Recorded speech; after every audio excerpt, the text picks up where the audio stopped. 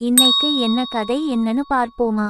யார் அழகு? நீங்கள் சொல்லுங்கள். ஓரிடத்தில் இருந்த எலி, முயல், குரங்கு, வெட்டுக்கிளி ஆகியவை ஒன்றுடன் ஒன்று நன்றாக பழகி வந்தன.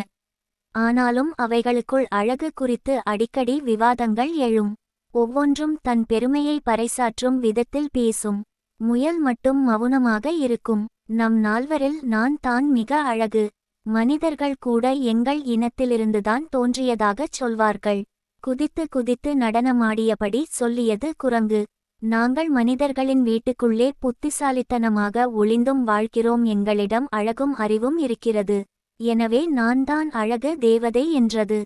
எலி மனிதர்கள் திட்டும்போது குரங்கு முகம், எலி முகம் என்று கூட உங்களைப் பற்றி கூறுவார்கள். நான் சிறிய உருவமாக இருந்தாலும் கிளியின் நிறத்தில் அதை போன்றே அழகாக இருக்கிறேன் பெருமிதம் பொங்க கூறியது.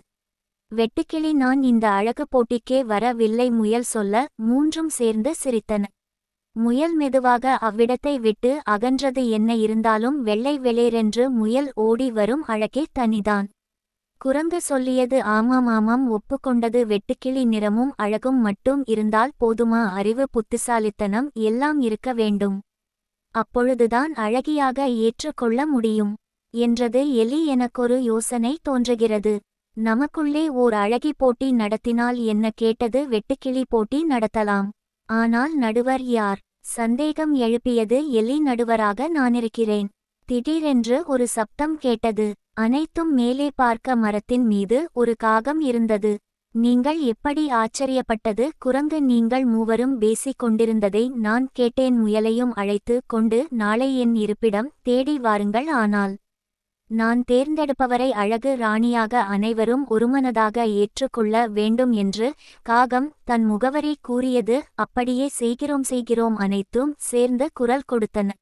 மறுநாள் அனைத்தும் அழகிய அழகுராணி கனவில் மிதந்த காகத்தை தேடி போய்க் கொண்டு இருந்தன. அப்பொழுது குருவி ஒன்று வலியால் துடித்து கொண்டிருந்தது. அதன் கால்களில் காயம் தெரிந்தது. எனக்கு யாராவது ஒருவர் உதவி செய்யுங்களேன். ஒரு சிறுவன் கல்லெடுத்து எறிந்து காலில் காயப்படுத்தி விட்டான். குருவி பலகீனமாக உதவி கேட்டது. நாங்கள் அழகி போட்டிக்கு போய்க் கொண்டு இருக்கிறோம். அபசகுனமாக பேசாதே, கடுமையாக கூறியது குரங்கு. குருவியை பார்த்த எலியும் வெட்டுக்கிளியும் முகம் திருப்பி சென்று விட்டன. முயல் குருவி அருகே தயங்கி நின்றது. பின்னர் அவசரமாக மருந்து தேடி காலில் வைத்து விட்டு அழகி போட்டிக்கு சென்றது. அழகி போட்டி தொடங்கியது. குறித்த நேரத்திற்கு முயல் மட்டும் செல்லவில்லை. மீதி மூன்றும் மனசுக்குள் மகிழத் தொடங்கின. அழகுக்கும் அறிவுக்கும் மதிப்பெண் போட்டு விட்டேன். இனி உங்கள் நல்ல குணம் பார்த்து மதிப்பெண்கள் கொடுப்பேன். இதற்குத்தான் அதிக மதிப்பெண்கள் ஒதுக்கி இருக்கிறேன். காகம் கூறியதும் குருவிக்கு உதவாத மூன்றும் ஒன்றையொன்று பார்த்து கொண்டன. அப்பொழுது அறக்க பறக்க முயல் ஓடி வந்தது. முயல்தான் அழகு ராணி. இதை அழகுராணியாக தேர்வு செய்வதற்காக நான் பெருமைப்படுகிறேன். குருவி என் நண்பன்தான். ஒரு ஆபத்திலிருந்து முயல் காப்பாற்றியதாக சற்று முன்பு தான் குருவி கூறியது.